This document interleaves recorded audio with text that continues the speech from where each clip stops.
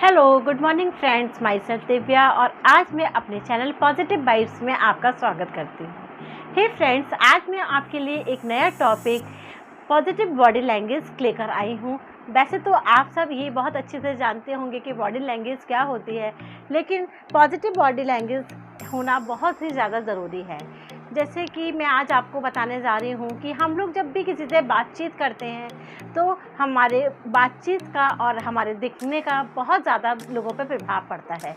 जैसे कि आप इसमें दो तरीके से इम्पैक्ट आता है, एक वर्बली बॉडी लैंग्वेज और एक होता है नॉन वर्बल बॉडी लैंग्वेज। एक होता है वर्बल बॉडी लैंग्वेज, वो होता है जब हम अपनी डिबेट के थ्रू, अपने बात के थ्रू या अपने किसी के थ्रू जब इम्पैक्ट दूसरे पर डालते हैं तो वो वर्बली बॉडी लैंग्वेज होती है। लेकिन नॉन वर्बल बॉडी लैंग्वेज वो बॉडी लैंग्वेज होती है कि जिसमें कि हम आपस में बातचीत नहीं करते हैं और तब भी हम दूसरों पर प्रभाव डालते हैं। इसके लिए बहुत सारे रिसर्चर्स में ये बताया गया है कि 93% जो लोग हैं वो नॉन वर्बल बॉडी लैंग्वेज के थ्रू लोगों पे इम्पैक्ट डालते हैं और 7% जो है वो वर्बल बॉडी लैंग्वेज के थ्रू अपना दूसरों के ऊपर प्रभाव डालते हैं। जिसमें अकेले चलने के हौसले होते हैं, एक दिन उनके पीछे काफिले होते हैं। ये आपने सुना ही होगा, क्योंकि आप अपनी पर्सनालिटी को ऐसा बनाइए, एक ऐसा इन्फ्लुएंसेस बनाइए, प्रभाव दूसरों पे छोड़े। जैसे कि हम किसी भी एक बहुत अच्छे लीडर को देखते हैं, मिनिस्टर को देखते हैं, एक किसी भी ऐसा पर्सन जो आपके दिल में उतर जाता है, उसमें कुछ ना कुछ वो बात होती है जिसके थ्रू वो आपके पे इन्फ्लुएंस डालता है। तो आपको भी अपनी बॉडी लैंग्वेज के थ्रू या अपनी पर्सनालिटी को ऐसा बनाना चाहिए जिससे कि लोगों पर एक अच्छा इम्पैक्ट डाल सके, एक अच्छा असर डाल सके। उसके लिए आपको अपने अंदर कुछ क्वालिटीज़ डेवलप करनी पड़ेंगी। इसके लिए ना आपको कोई स्कूल सिखाएगी, ना कोई कोचिंग होगी, ये सब चीज़ें आपको अपने अंदर स्वयं ही डेवलप करनी पड़ेंगी। या रख हौसला वो मंज़र भी आएगा, प्यासे के पास चलकर समंदर भी आएगा।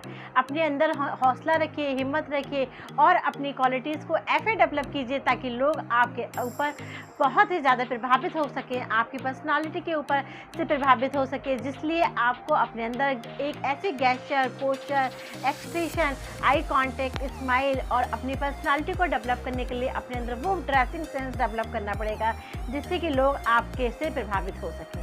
इसमें सबसे पहले इम्पॉर्टेंट है आपका पोस्चर।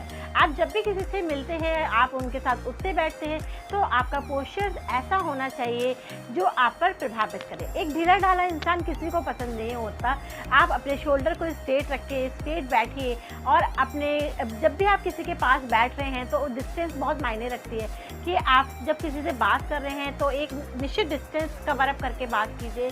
और वो डिस्टेंस भी डिपेंड करती है कि आप अपने फ्रेंड्स के साथ बैठे हैं तो पास में रह के बात करेंगे। है गेस्चर में आपके हाव भाव बहुत ज़्यादा प्रभावित करते हैं, जिसमें कि सबसे पहले होता है कि आपकी स्माइल ऐसी होनी चाहिए कि जो लोगों को अट्रैक्ट करे।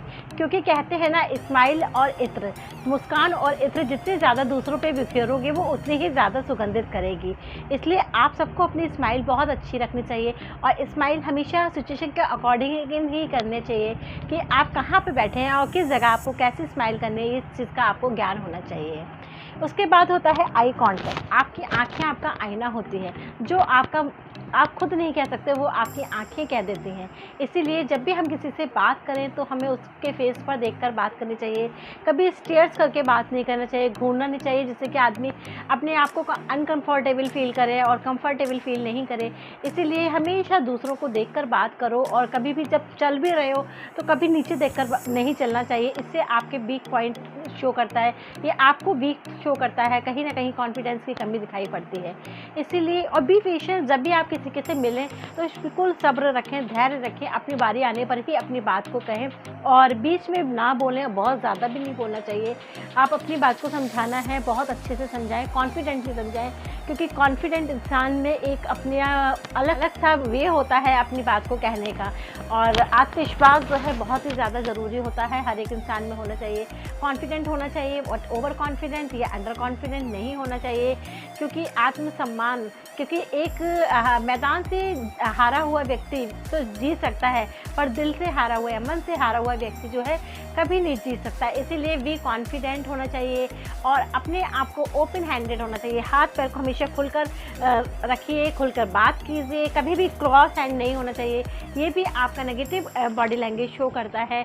आप जब भी किसी से मिलें तो ये नहीं है कि आप बहुत ज़्यादा पैर चिपका कर मिलें या आप अपने क्रॉस हैंड रख कर मिलें, ये सब नेगेटिव बॉडी लैंग्वेज में आता है। कभी भी किसी से मिलें तो आपको बहुत ज़्यादा ज़रूरी होता है कि आप जो है उसे हग करें, आप मिलते ही उसे हैंडशेक करें। ये एक पॉजिटिव एटीट्यूड में आता है या पॉजिटिव बॉडी लैंग्वेज में आता है। इसके लिए आपको अपने पोस्चर के साथ गेस्चर का बहुत ध्यान रखना चाहिए कि कैसे आप अपने आप को एक्सप्रेस कर सकते हैं। अपने एक्सप्रेशंस को, अपने विचारों को व्यक्त करने के लिए एक पॉजिटिव वे होता है। इसमें विचारों को ऐसे व्यक्त करें ताकि लोग आपकी बात को सुनना चाहें, या आपको एक्सप्रेशन आपके ऐसे होने चाहिए, आपके उठने बैठने का तरीका, आपके चलने फिरने का तरीका। बहुत से नेगेटिव होते हैं जो बॉडी लैंग्वेज होता है, जैसे नेल बाइटिंग है, या फिर अपने दांतों को हमेशा होंठ को काटते रहना है, या आपका बहुत ज़्यादा कम बोलना है, बहुत ज़्यादा बोलना होता है, या इसके अलावा पैर हिलाते रहना, हाथ हिलाते रहना या हाथों को दबाना,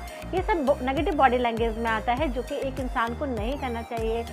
इसके अलावा मैं कहूँगी कि आप अपने ये सब बातें हर एक इंसान को, बच्चों को बचपन से ही सिखाना चाहिए। गार्जियन की ड्यूटी होती है कि आप उनको एक ऐसा इंसान बनाएं ताकि वो आगे जाके समाज में आप अच्छी रेपुटेशन क्रिएट कर सकें, एक अच्छा अपने आप को अच्छा शो कर सके, अच्छा और मतलब कॉन्फिडेंट इंसान अपने आप को शो कर सके। इसलिए कहते हैं कि निगाहों में मंजिल थे, गिरे और गिरकर संभल गए। निगाहों में मंजिल थे, गिरे और गिरकर संभल गए। हवाओं ने बहुत कोशिश की, हवाओं ने बहुत कोशिश की, मगर चिराग अंधेरों में भी जल गए। इसीलिए हमेशा कोशिश करते रहिए, बी पॉजिटिव और मोटिवेट होते रहिए, दूसरों को भी मोटिवेट करते रहिए और जीवन में हर पल कुछ नया करते रहिए, प्रयास करते रहिए, सीखते रहिए। और इसी आशा के साथ मैं विदा लेती हूँ। धन्यवाद।